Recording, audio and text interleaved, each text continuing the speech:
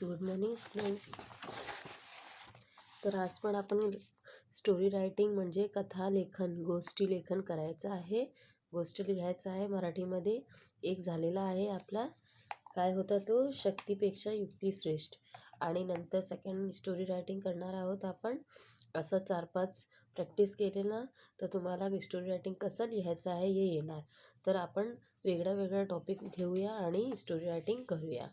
तर story writing करायचा अगोदर मी तुम्हाला हे काय टिप्स म्हणजे काहीतरी स्टोरी रायटिंग करायचा पूर्व काय टिप्स लक्षात घ्यायचं आहे ते बघायचं आहे. तर बघा, हे 9 पॉईंट आहे. हे तुम्हाला आपल्याला समजायचं आहे की स्टोरी रायटिंग सुरुवात आणि शेवट कसं करायचा. तर तुमचा कहाणी लेखन कसं ॲट्रॅक्टिव्ह होईल, कसं तुम्हाला मार्क्स चांगला भेटेल, तर यासाठी हे पॉईंटला लक्षात ठेवा. तर काय आहे, कथा लिहिताना खालील गोष्टी लक्षात ठेवावा. फर्स्ट आहे, दिलेल्या मुद्द्याचे नीट वाचन करा. मनात एकदा गोष्ट स्पष्ट झाली की लिहायला शुरुआत करा. सबसे पहले हमें क्या करना है कि मुद्दा जो है, सेम हिंदी में जैसे था वैसे ही है. सबसे पहले जो मुद्दे आते हैं स्टोरी के वो पूरे पढ़ने हैं. फिर हमारे माइंड में एक सेटअप करना है कि स्टोरी ऐसी ऐसी होगी. पूरा स्टोरी को समझ लेना है अपने दिमाग में, उसके बाद स्टार्ट करना है स्टोरी राइटिंग. सेकंड, गोष्टीला योग्य शीर्षक द्या.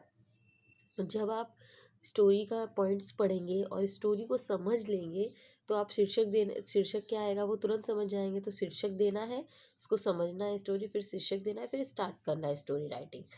थर्ड, गोष्टीचे मध्यवर्ती कल्पना लक्षात ठेवून गोष्टीचा आरंभ शेवट करा. जो स्टोरी का जो मिडल का पार्ट है वो बराबर ध्यान में रख के आपको स्टोरी की स्टार्टिंग और एंड करना है. एक चीज़ याद रखना, कभी भी आपका टीचर जो है पेपर चेक करते हैं वो पूरा पढ़ने नहीं बैठते, वो स्टार्टिंग और एंड का ही थोड़ा सा 2-3 लाइन देखते. तो आपका जो स्टार्टिंग है और एंड है वो एकदम अट्रैक्टिव होना चाहिए, ताकि वो शिक्षक पढ़ते ही आप लोगों को अच्छे से अच्छे मार्क्स दें. फोर्थ, गोष्ट पुढे कशी लिहिली जाणार आहे हे ध्यानात ठेवून त्यांचा आरंभ करा. जो गोष्टी कैसे लिखना है ये ध्यान में रख करके उसका आरंभ करना है. फिफ्थ, गोष्टीची भाषा रोचक असावी. भाषा जो है वो बहुत ही रोचक अट्रैक्टिव होनी चाहिए. मतलब उसका कहावत मुहावरों का यूज़ करेंगे तो बहुत अच्छा होता है. बोलते हैं ना, बड़े वाक्य को हम छोटे शब्द में अपनी भावना को व्यक्त कर सकते हैं. सिक्स्थ है, गोष्टीतील मुद्दे क्रमाने दिलेले असतात. गोष्टीची रूपरेखा तयार असते. विद्यार्थ्यांनी ती फक्त आकर्षक रीतीने मांडायला हवी. गोष्टी का जो मुद्दा होता है वो क्रमानुसार यानी लाइन से दिया होता है. सिर्फ आपको क्या करना है, उसकी रूपरेखा तैयार करना है और उसको आकर्षक रूप से लिखना है. 7 आहे, अधूनमधून संवाद घालणे ज़रूरी असल्याचे तसेच घाला. अगर बीच में कहीं पे भी संवाद ज़रूरी हो तो ही डालना चाहिए. 8 है, गोष्ट प्रत्येक नजरेसमोर जणू घडते आहे अशी कल्पना ती लिहायला शुरुआत करा. जब आप लिखने की शुरुआत करते हो तो ऐसा ऐसा अपने आप को उस स्टोरी में इतना, बोलते ना, घुसा लेने का कि ऐसा लगे कि मैं बोलते ना, वो स्टोरी मेरे आगे बाजू घूम रही है. जब ऐसा हम एकदम रियलाइज़ कर लेंगे कि वो स्टोरी एकदम मेरे नज़र के सामने है, तो हम जब लिखेंगे तो वो और भी अट्रैक्टिव और आइडियाज़ आएंगे हमें लिखने के लिए, और ऐसे लगेगा रियलिटी में वो हो रहा है. तो बोलते ना, कभी भी कोई भी काम करो तो मन से, शिद्दत से करो. तो वही, जब स्टोरी राइटिंग लिखो तो एकदम मन से, जैसे लगे हमारे आसपास वो स्टोरी घूम रही है. तो 9 है, गोष्टी लिहून झाली की त्या गोष्टीचे तात्पर्य शेवटी लिहा.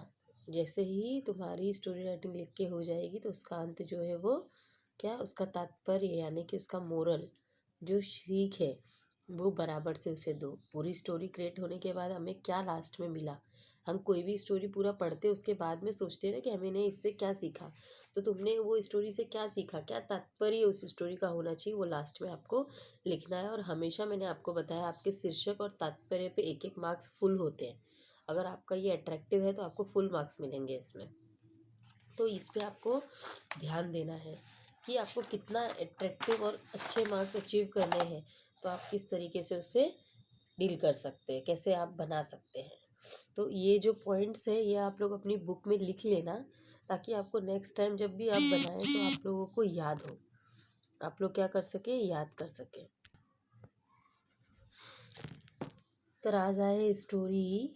आता मुद्दे वाचूया. फर्स्ट सेकंड स्टोरी आहे आपली ही, जंगल जंगलाचा राजा डॅश दुपारीची झोप.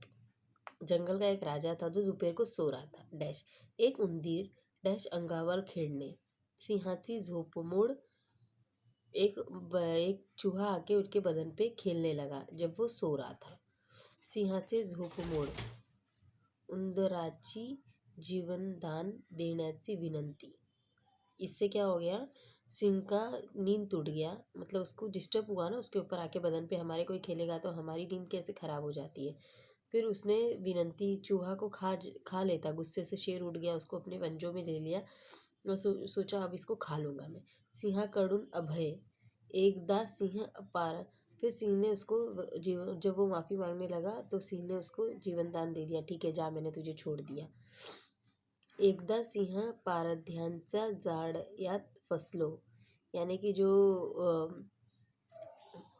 फंसाते हैं ना जानवरों को अपने जाल में, बहेलिए क्या कहते हैं, बहेलिया वगैरह, उनको उनको इसमें कहा, मराठी में कहा गया पारध्यांच्या जाळ्यात. पारधानी यानी बहेलिया वगैरह जो फंसाने का काम करते हैं फिर उन्हें सेल करते हैं, तो उसके जाल में शेर फंस जाता है, वही शेर. सिंहाची गर्जना, वो ज़ोर ज़ोर से चिल्लाता है. उंदीराची मदद. फिर वही चूहा जिसे उसने उसकी जान बख्श दी थी वही आता है और दाताने जाळाने कुतरणे. फिर दांत को देखो, फोटो में है ना, दांत को जाल से कुतर रहा है. सिंहाची सुटका. फिर सिंह सूट जाता है, फिर दोनों की एकदम पक्की दोस्ती हो जाती है. देखो इससे हम बना सकते, सिंपल है. एक एक जंगल का नाम लिख दो. बहुत साल पहले एक जंगल हुआ करता था जिसका ये नाम था, मतलब मराठीमध्ये म्हणजे एक जंगल झा एक जंगल होता, त्याच्यामध्ये एक राजा राहत होता आणि दुपारीची तो झोप काढत होता. एक उंदीर आला, त्याने त्या अंगावर खेळायला लागला तो. नंतर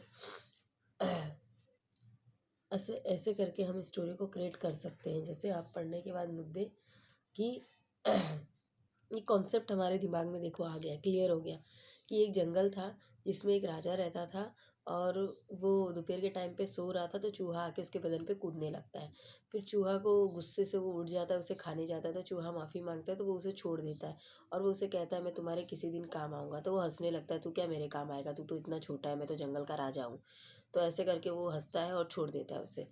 फिर एक दिन एक बहेलिया के जाल में वही राजा फंस जाता है. फिर वो ज़ोर ज़ोर से चिल्लाने लगता है मदद के लिए. फिर वही चूहा उसकी आवाज़ सुन के आता है और अपने दाँत से पूरे जाल को कुतर के उसे आज़ाद कर देता है. फिर वो बहुत खुश हो जाता है और उसे खुशी भी होती है कि इतने से चूहे जिसे मैं चाहता था कि कभी वो मेरे कोई काम नहीं आएगा, बट आज वही मेरे काम आ गया. तो हमें क्या है ना, कभी ये नहीं सोचना चाहिए कि अरे मैं तो बहुत बड़ा हूँ, मैं तो बहुत पैसे वाला हूँ तो मुझे कभी किसी की ज़रूरत नहीं पड़ेगी. ऐसा नहीं होता बच्चों. कभी भी हमें किसी की भी ज़रूरत पड़ सकती है. फिर एंड में क्या होता है, उन लोगों की बहुत अच्छी दोस्ती हो जाती है जंगल में. मतलब ये कॉन्सेप्ट थोड़ा सा क्लियर हुआ ना पढ़ने से कि इस तरीके से हम स्टोरी डेवलप कर सकते हैं. अब देखते हैं स्टोरी कैसे बनाना है. और मैंने आपको पहले भी बताया है कि ज़रूरी नहीं है इसमें जो लिखा है वैसे ही सेम सेंटेंस सेम ऐसे ही करके लिखना है. आप अपनी हेडिंग डाल सकते हो कॉन्सेप्ट क्लियर होने के बाद और अपना लिखना इसकी शुरुआत कर सकते हो. 6-7 दोनों स्टैंडर्ड्स के लिए मैं कर रही हूँ, उसी लेवल से मैं पढ़ा रही हूँ. जो आपका ग्रामर है, ऐसे ऐसे ऐसे विभाग जो है वो मैं आपको साथ में ही करा रही हूँ, आप लोगों को भी पता है. तर हेडिंग काय येणार याचा, मैत्रीचे अटूट नाते. यानी इसका मेन क्या था, मोरल लास्ट में मित्र. यानी ये दोनों थे और वो लोग लास्ट में क्या बन जाते हैं, मित्र. तो क्या हम इसे क्या हेडिंग दे सकते हैं, मैत्रीचे अटूट नाते. मतलब एक दोस्ती का एक अटूट संबंध जो कभी नहीं टूट सकता. ही हेडिंग हो गई इसकी, मैत्रीचे अटूट नाते. आता बघा, खूप वर्षापूर्वी गोष्ट आहे, बहुत वर्ष पुरानी एक कहानी है. एक घनदाट जंगल होते. बहुत घना मतलब बहुत घना और बड़ा जंगल था. जंगलाच्या राजाची त्या जंगलात फार ऐट होती. मतलब जंगल का राजा कौन होता है, शेर. तो उसकी बहुत रुबाब चलता था वहाँ पर. सर्वजण त्याला घाबरून राहत असत. सब लोग उससे डरते थे, राजा से. हा सिंह सकाळी चा फेरफटका करून येत असे. ये शेर क्या करता था, रोज सुबह पूरे जंगल का फेरफटका यानी घूम फिर के आता था पूरा जंगल. वाटेत काही शिकार मिळाल्यास ती खात असे व दुपारी आपल्या गुहेत येऊन आराम करत असे. क्या करता था, वो निकलता था, रोज सुबह घूमता था, अगर कुछ खाने मिला तो शिकार करता था, खाता था और आके अपने अपने गुफा में आके वो आराम करता था. त्या गुफेत असणारा एक उंदीर रोज सिंहाच्या खाद्यावर खेळत असे, परंतु यामुळे सिंहाची झोपमोड होत असे. ये क्या करता था, उसी गुफा में एक चूहा रहता था जो रोज उसके बदन पे आके खेलता था. एक दिवस तो उंदरावर चिढ़ला. मतलब रोज रोज आके करता है, ध्यान नहीं दे रहे, नहीं बोल रहे, तो वो एक दिन बहुत गुस्सा आया शेर को उंदीर के ऊपर यानी वो चूहे के ऊपर. तो आपल्या मारून टाकण्यात एवढ्याच उंदीराने विनंती करून जीवनदान मागितले. वो उसे सोचा कि आज तो मैं तुझे मार ही डालूंगा, खा जाऊंगा, बहुत तू मस्ती करता है, बहुत परेशान करता है मुझे. तो उसने क्या किया, अपने लिए जीवनदान मांगा यानी विनंती मांगी कि मुझे छोड़ दो, मैं कभी तो तुम्हारे काम आऊंगा, मुझे छोड़ दो, माफ कर दो. फिर उसने उसे जीवनदान दे दिया. सिंहाला त्याची दया आली व त्याने उंदीराला अभय दिले याने उसे छोड़ दिया. त्या दोघात नकळतपणे एकमेकांबद्दल थोडेसे प्रेम निर्माण झाले होते. इसमें दोनों को बोलते हैं ना, शेर ने भी उसकी मदद की और उसने भी उसे खाया नहीं चूहे को, तो दोनों को एक दूसरे के लिए थोड़ा सा प्रेम हो गया. एकदा जंगलात गेलेला सिंह पारंध्यांचा जाळ्यात अडकला. एक दिन वो शिकार पर निकला और उसने क्या, परिंदों के जो बहेलिये हैं उसके जाल में वो फंस गया. काही केल्या त्याला बाहेर येईना. बहुत प्रयत्न कर रहा है लेकिन वो बाहर नहीं आ पा रहा था, इतना भयंकर फंस गया था वो जाल में.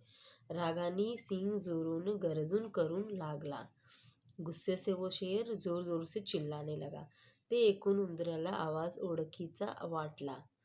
वो सुन के उसे आवाज़, जो चूहा था उसे वो आवाज़ आई और उसे लगा ये मैं जानी पहचानी आवाज़ है, उसने पहचान गई इनकी आवाज़. उंदीर बाहेर आला. वो उंदीर बाहेर निकला. पाहतो तर सिंह जाळ्याचा अडकलेला होता. क्या उसने क्या देखा कि जो शेर था वो जाल में फंस गया था. त्याने सिंहाला ओळखले. उसने उस सिंह को पहचान गया. सिंहाने आपल्यावर केलेल्या उपकाराची जाणीव ठेवून उंदीराने त्याला मदत करायची ठरवली. उसने क्या किया, उसे याद आया कि इसने भी एक टाइम मेरी मदद की थी, मुझे छोड़ दिया था, इसके लिए आज मुझे भी इसकी मदद करनी चाहिए. सिंह ज्या जाळ्यात अडकलेला होता ते जाळ उंदीराने दाताने कुतरून तो व सिंहाची सुटका करतो. तो उसने क्या किया, दांत से धीरे धीरे एक एक जाल काटना चालू किया और ऐसा करते करते उसने पूरे जाल काट दिए और उंदीर क्या हो गया, वो जाल से छूट गया. सिंहाचे प्राण वाचवण्याच्या प्रसंगानंतर दोघांची मैत्रीण आणखीन दाट होते. उसने जब सिंह की जान बचाई तो उनकी दोस्ती और भी दाट यानी और भी मजबूत हो गई. अब इससे शीर्षक तात्पर्य क्या मिलता है, उपकाराची फेड उपकारानेच करावी. यानी कभी भी जो उपकार होता है उसका फेरबदल उपकार से ही होता है. अगर हम सोचते हैं कि आज इसने मुझे मदद किया, तो उसके बदले में इसे ढेर सारा पैसा दे देता हूँ, मुझे किसी का एहसान नहीं चाहिए, तो ऐसा नहीं होता बच्चों. कभी भी अगर कोई हमें समय पे काम आता है, हम पर उपकार करता है, तो समय आने पर हमें भी उसकी मदद करनी चाहिए. यानी उपकार का बदला उपकार ही होता है. तो यही हुआ ना, एक बार शेर ने उसकी मदद की थी, अभी शेर की उसने मदद की, तो इस तरीके से दोनों ने एक दूसरे की मदद की. यही हमें इससे क्या सीख मिलती है, यही कि हमें जीवन में कभी भी कि किसी की मदद अगर ली है तो हमें जब उसको ज़रूरत है हमारी, तो हमें भी उसके काम आना चाहिए. कभी भी ऐसा नहीं कि हम मतलब एहसान कर ले रहे हैं, मदद ले रहे हैं और जब उसकी बारी आई तो भूल जाओ, ऐसा कभी नहीं करना चाहिए. तो इस तरीके से आपको मदद करनी चाहिए. तो बच्चों, इस तरीके से आपको मदद करनी है. सो स्टूडेंट्स, ये स्टोरी कंप्लीट होती है. और भी स्टोरीज़ बहुत सारी हम लोग करेंगे. तो आज तो सिर्फ आप लोगों को इतना ही काम है कि अच्छे से ये वीडियो सुनना है, स्टोरी राइटिंग कैसे डेवलप करने हैं, हर एक मुद्दों का ध्यान रखना है और उस मुद्दों को आप लोग लिख लो अपने ऐसे, मराठी के ऐसे का जो विभाग है दूसरा वाला उसमें, और उसके बाद ये